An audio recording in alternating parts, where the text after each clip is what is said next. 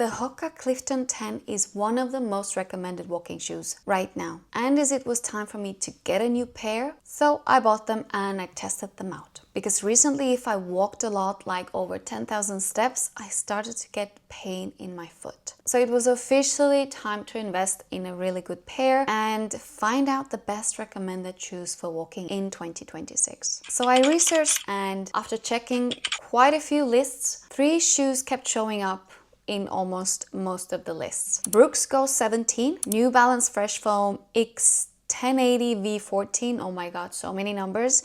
Keep the name simple, please. And Hoka Clifton 10, and especially the Hoka Clifton 10. So this shoe was almost on every single list. So obviously I had to test them to understand, are they actually as good as online says they are? From what I saw, the reason people love the Clifton so much is because it's supposed to be super cushioned, really comfortable for long walks, good for everyday use plus running, and it's also known for being lightweight, even though it might look chunky. Basically, it's one of those shoes that a lot of people say feels like walking on a cloud. And that's what I need at the moment. And it all sounds great, but also made me wonder, maybe are they too soft? Are they actually supportive if they're softer and chunkier? So I needed to try them in the shop, because I personally cannot order shoes online, especially if I've never had that shoe before. I've never had Brooks, I've never had Hoka, so I've never tried them on.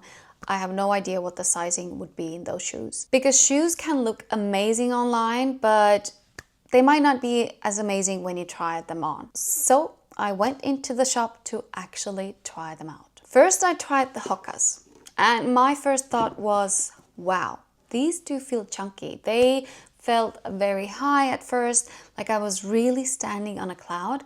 But at the same time, they also felt super comfortable immediately. I think why they felt so chunky is because I've never had them before, and the shoes that I have now have already worn down so much. Then I tried the Brooks Go 17.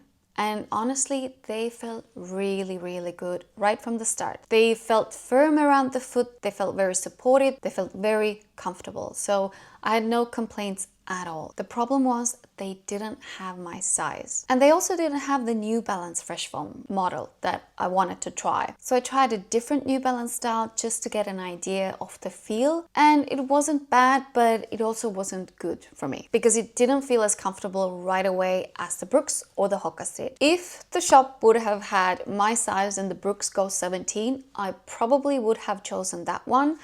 But because they didn't, the Hoka Clifton 10 came home with me. The full price was 165 euros, and I got them on sale for 120, which, thank goodness, because shoes are expensive, and if you go wrong with the shoe, it's a waste of money. Now, in my opinion, the best way to test a walking shoe is not just walking around them 10 seconds in the shop, but you actually need to walk. So I decided to do the only fair test, a full 10,000 step walk. So I took these bad boys outside for a walk, and let's see if they were actually worth it.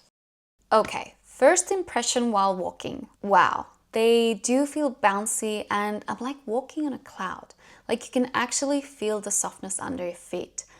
But they also do feel very supportive. And my only worry still is that, are they too soft? Because sometimes shoes that are too soft don't actually support your feet properly. But so far, it feels really comfortable, especially if I compare the feel to my old pair. The support is definitely there. When I first tried these on in the shop, they felt quite high and maybe too high, but I think it just feels different because I haven't had a new pair in a while, and I've never had a pair of Hoka shoes. But now that I'm walking, I feel like my feet do get used to them quite quickly. Another thing I always struggle with shoes is the fit. I have more of a narrow feet, but my right shoe is also slightly bigger. So sometimes I do need to go half a size up. And most of the time my tiny toe doesn't have enough space, so it gets squashed in the shoes. And it's honestly the worst feeling ever when the shoe feels great in the shop and then you go for a walk and you can't walk in them. But with these, my toes actually have space. They feel wider in the front. And I think the Clifton 10 is wider in the front compared to the old versions of it. Or they make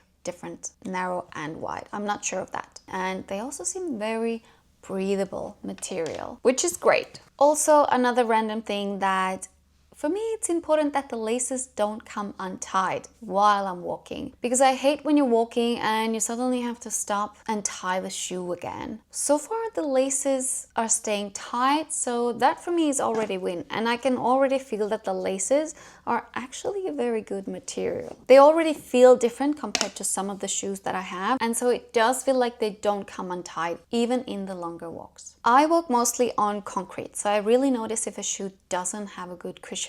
And these definitely feel like they're made for hard surfaces too. Oh my god, they really do feel supportive compared to my old pair. And honestly, I probably needed this purchase like a year ago already. My old shoes were completely worn down. And you don't really notice the difference before you actually try on a new pair. Okay, we are 3,000 steps in.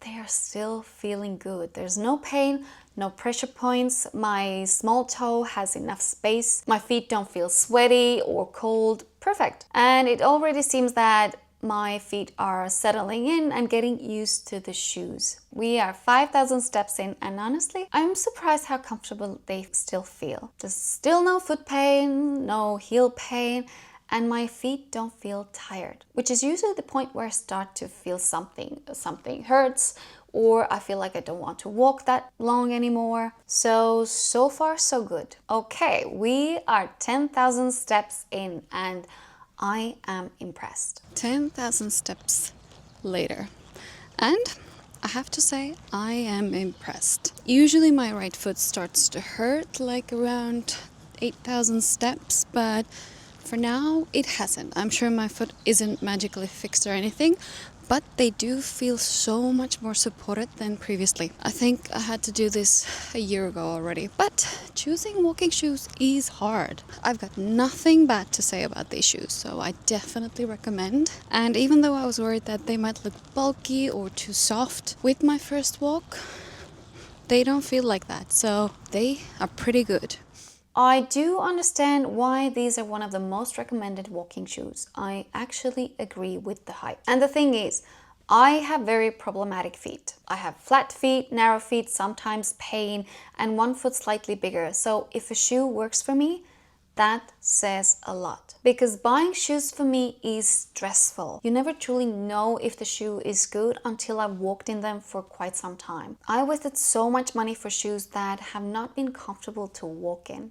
And these are not cheap. So I am really happy with these. And I really haven't found any dislikes yet. All I need is a comfortable, supportive shoe for long walks that don't hurt my feet. And that's exactly what these do. So are these the best walking shoes of 2026? The best walking shoe label depends a lot on your feet. Everyone's feet are different. The sizing, the width, the fit, everything. So there is no one universal best shoe. There is only a shoe that fits your feet. And there isn't one best shoe for me either. I actually like to rotate my shoes. Sometimes I like to wear Birkenstocks, which are way harder compared to a softer shoe. But I also sometimes like to wear a softer shoe like this. But these are definitely going into my everyday pile. The only thing I will say is that maybe if you want something more balanced, if you want to feel the ground a bit more, then these are probably not for you. I think these are definitely more curved compared to some of the shoes, so if you don't like that, they might not be for you. But if you're someone who walks a lot, especially on concrete, and you want something cushioned, soft, supportive, and comfortable, these might be something worth trying. Let me know in the comments what has been the best walking shoe for you, and I will see you in the next video. Bye!